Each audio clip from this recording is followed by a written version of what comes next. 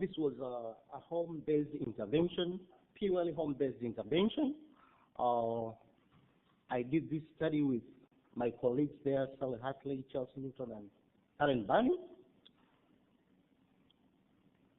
This was a small pilot study on the impact of augmentative and alternative communication techniques to carers of children with little or no speech in rural Kenya.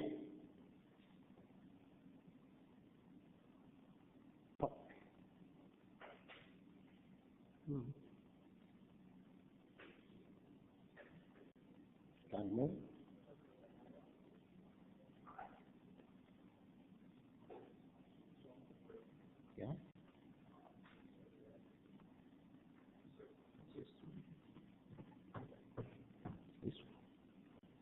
But it went to sleep.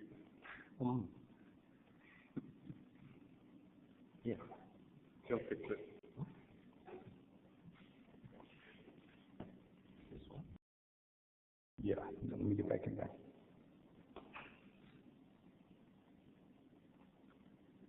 So you can do that. Click that on there. Okay. Okay, this is the outline of my talk. First, I look at the background information, look at the methodology, results, and conclusion. So, technology to work again.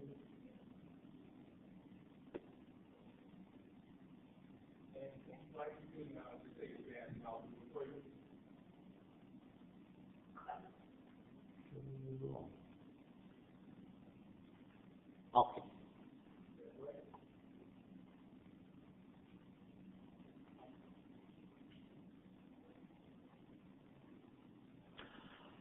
Communication is a fundamental human right. We all know about that. It has been discussed in the UN Convention of the Rights of People with Disabilities. Article 7, Article 27 talks about that. But in Africa, support in communication lacks dedicated support, and the strong emphasis is on the speech production. This has been highlighted by Banning and others who conducted a study, and in that study, they found that a lot of emphasis is on the production of speech. And lack of speech maybe leads to carers to search for cure. This is another study which I conducted after Banning had come out with the outcome of the above study. I wanted to see how are the experiences of carers in situations where the production of speech does not really happen.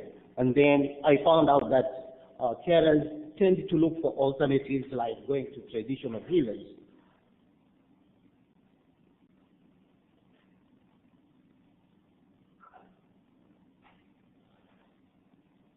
Okay. Yeah.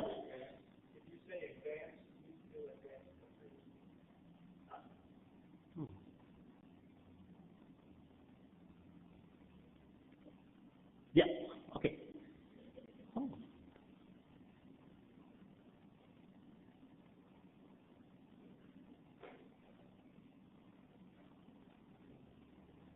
Okay.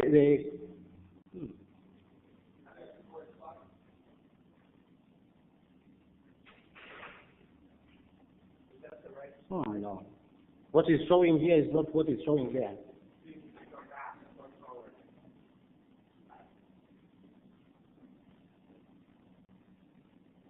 Oh. I think the talk was really studied from it will not even be found. Let's do this. Okay, so you can go for But there is these tabs, these ones?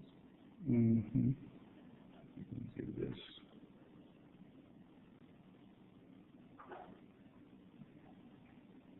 It's actually not working right now. Yeah. Yeah, you're gonna have to use the arrow.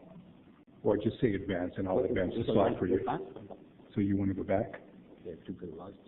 So I'll go back, and when you want to advance, you can just say advance. Okay, we look at the communication house. This is the communication house. The communication house is built on blocks, starting from attention going upwards. And looking at speech, speech is just as the end. So a house without the speech, which is paint, can still be used. People can use it. But in times where paint can be found, the house becomes so interesting. But speech is not very necessary when it comes to communication. It is acts just like paint.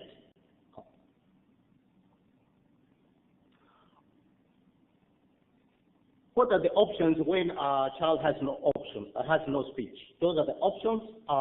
In the communication, in the AAC communication technique, we have two techniques. We have the edit, where you could use objects, pictures, and then you have the unedited, which you can use speech, signs, and gestures.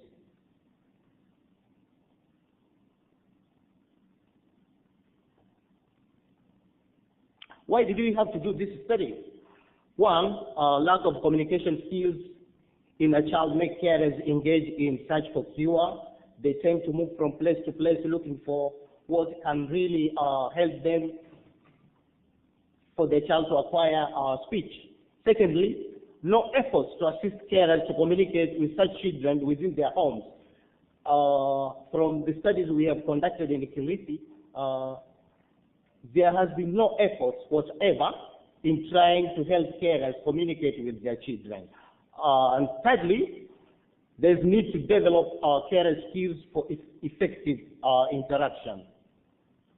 The objectives of this study was to explore the effects of developmental potential of a home-based intervention using AAC techniques, because children were there, and these were children that are mostly found in homes. You go to Kilifi, you visit a homestead, any child you'll find isolated. That is a child with communication problems. And literature has showed us that about 60% of people with disabilities are with communication difficulties. So we thought it is so important that we come up with an intervention which can help carers communicate with their children in their home environments. We had two research questions to answer. One, what are the experiences of carers of children with little or no speech? And two, what are the experiences of those carers when a community-based intervention is introduced?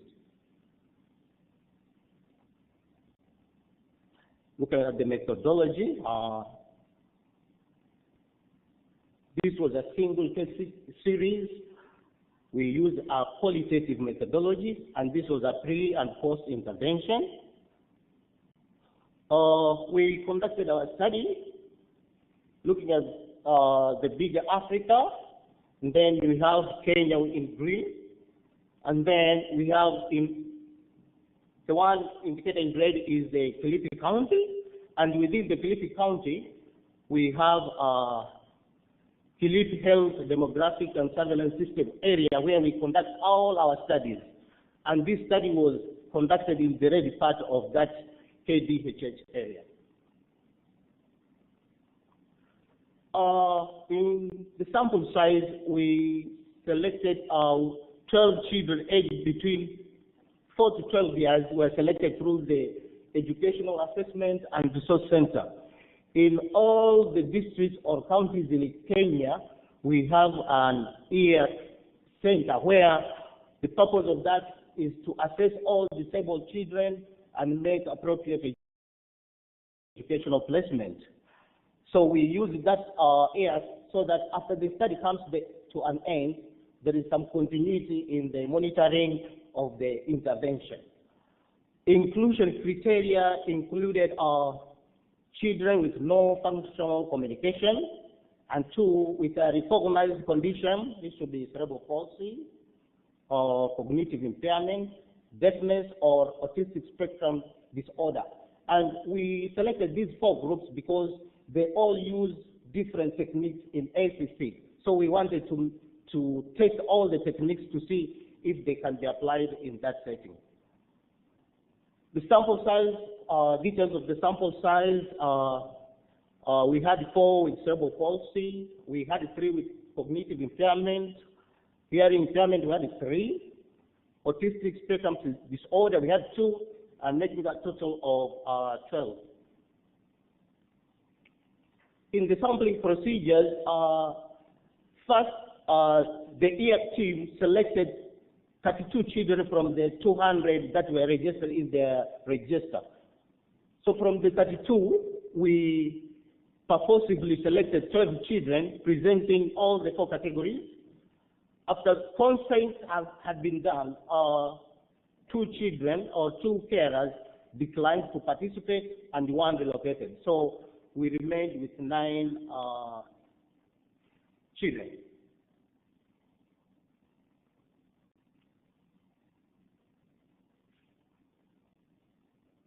Methods, we use in-depth interviews, and these were pre and post.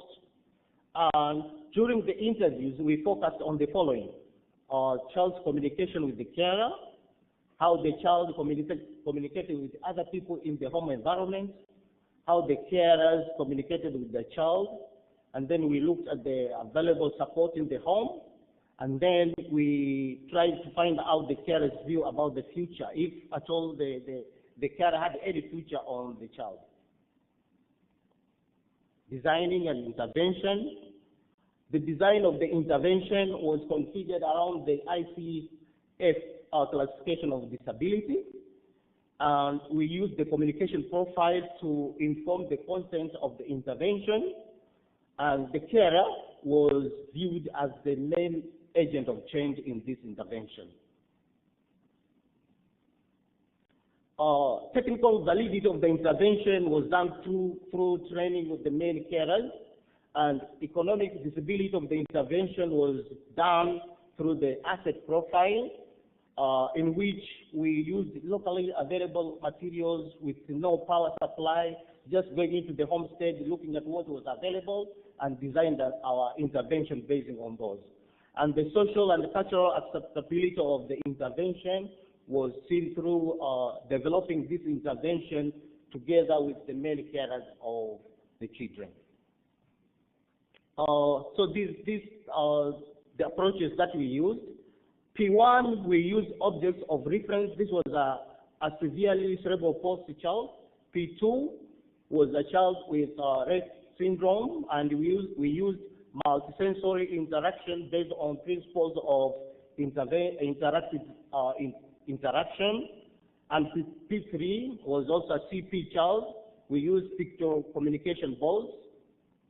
And P5, we used objects of reference. This was a child with cognitive impairment. P6, we used total communication. This was a child with hearing impairment. P7, this was a CP child. We used objects of reference too. And P8 was an autistic child, typical autistic child. We used graphic symbols, picture exchange communication with this one. And P9 was also Down syndrome. We used total communication. And the last one was also a CP. We used objects of reference. Monitoring of the intervention. The intervention was conducted for 6 months, and monitoring was done once in a month. And the purpose of the monitoring was to evaluate the progress that was made, to offer support to the carer, and also to make any adjustments that were needed during the intervention.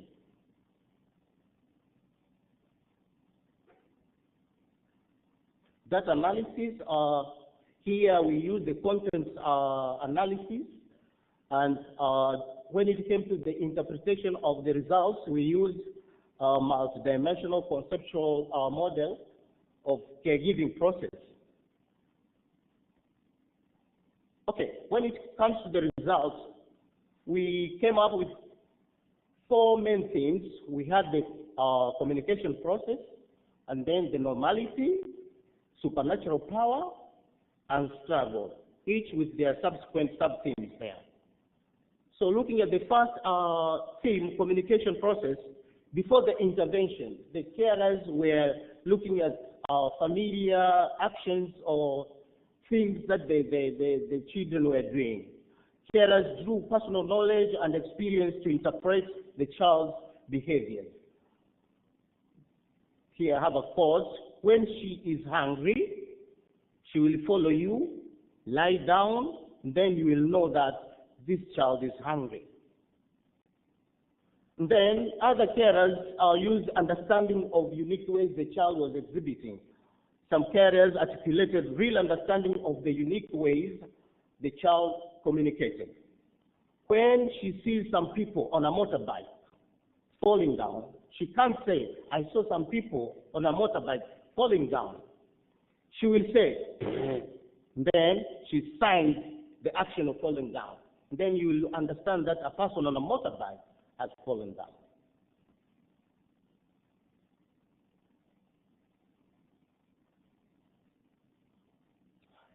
Others use trial and error. Some carers applied the trial and error approach where different things were not able. But the problem is to know the type of food he will prefer. So I keep on trying that food which he will be, I keep on trying till that food that he'll be contented on. This is carer 7. Then first, after the intervention, there was opening up. The carers started opening up. They started capturing new ways of understanding and communicating with the child. She has now made a big difference. She can now stare at a thing, and then when something passes by and it has some sound, she looks up, wanting to know where it comes from. This was a very severe CP child who could not do anything before. The second theme that came out was struggle. Before the intervention, most parents had a feeling of isolation. Carers spoke of the struggle to bring up their children, characterized by feelings of isolation. When he drews, he was drooling something from the mouth like charcoal, something thick and smelly, like somebody who had died 3 days ago. In fact, I could not sit with somebody near me. I used to sit alone. This was a mother of a very severe cerebral palsy children. And then some parents, some carers had burdens that they had to face. One of them were the financial burdens. The money we have used on him is a lot. This was said by a parent of an autistic child who had been trying to get a cure for the child. So she had really used a lot of money. And the other burden was the physical burden. Carrying the child daily, even at school, I sometimes tell the teacher, I'm tired, I will bring him tomorrow. But after the intervention, new perspectives came up. The construction of new perspectives of the child was revealed.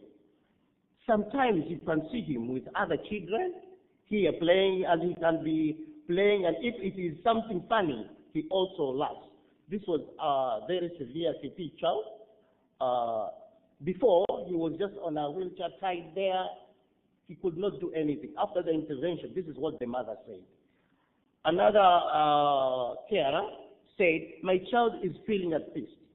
Even if a visit arrives, he will see him celebrating until they come and greet him. This was another parent of a CP child who had been left alone. But after the intervention, people started coming up and this child started enjoying the presence of the other people. The third theme that came out was normality. This was reflected before and after. Before the intervention, carers talked of the child becoming normal. Also after the intervention, also they talked about my child becoming normal. One of the sub-themes that came up was talking. There was a strong desire for the child to talk. I want him to talk like others. I want her to talk. And this was really, really serious to most of the parents. Another sub-theme was learning. Learning was identified as a key developmental and to later occupation. I would like him to be able to talk and learn how to make things using his hands like sewing, woodwork, After the intervention, the view of normality was qualified with more measured sense of reality now. I have expectations that he will open up because where he comes from is far. There was even a sort of rationalization of a miracle in really terms. For this exercise, it is as if the brain is opening up. The brain opening up is a miracle I had not realized before. Now, the parents started realizing new perspectives. And the last theme was supernatural. Before the intervention, the supernatural power was frequently perceived as the source and also as the answer to the child's condition. One of the sub-themes was cultural beliefs and practices. Community beliefs in witchcraft and evil spirits, and this was very a major issue, appeared to be associated with sadness and pain. They say she was taken by someone and made a seat for genies. Genies are powerful, existing supernatural powers that they are believed to make a person rich. So if you use a child to be the seat of these evil spirits, you become rich. So this is what this carer believed. And another sub-theme was religious beliefs. Religious beliefs appeared to bring some sustenance during difficult times. And one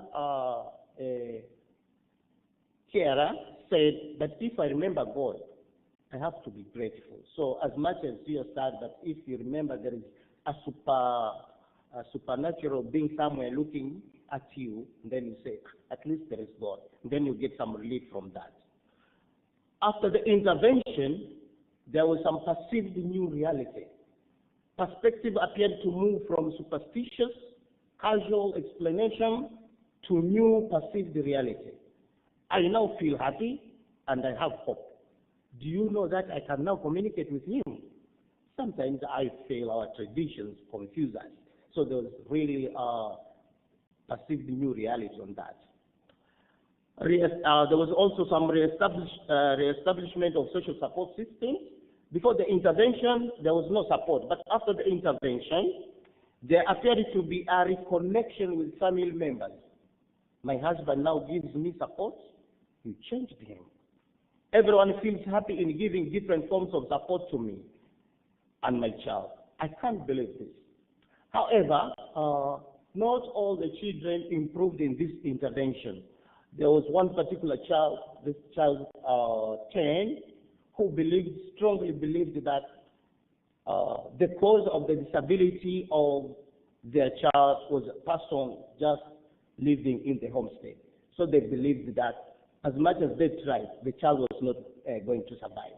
So nothing was done. So this child did not even improve, never improved completely. In conclusion, therefore, I can say a home-based intervention using AAC techniques appears to have been a catalyst for some positive transformation in these carers. So building on the homestead, the child's available skills, the carer's natural expertise, and using locally AAC materials, and focusing on a home-based implementation were all key components in the intervention. Implications of this study are, at community level, the findings provide a positive view on the possibility of a diversified mode of communication. They provide a mechanism of viewing communication as a social element that involves everyone in the community. I would like to acknowledge the contribution of the following people there. Kenneth Rimba, who did the transcriptions, and the EAC team, the carers and the children. And this study was funded by Christopher and Priscilla Trust Fund in the UK.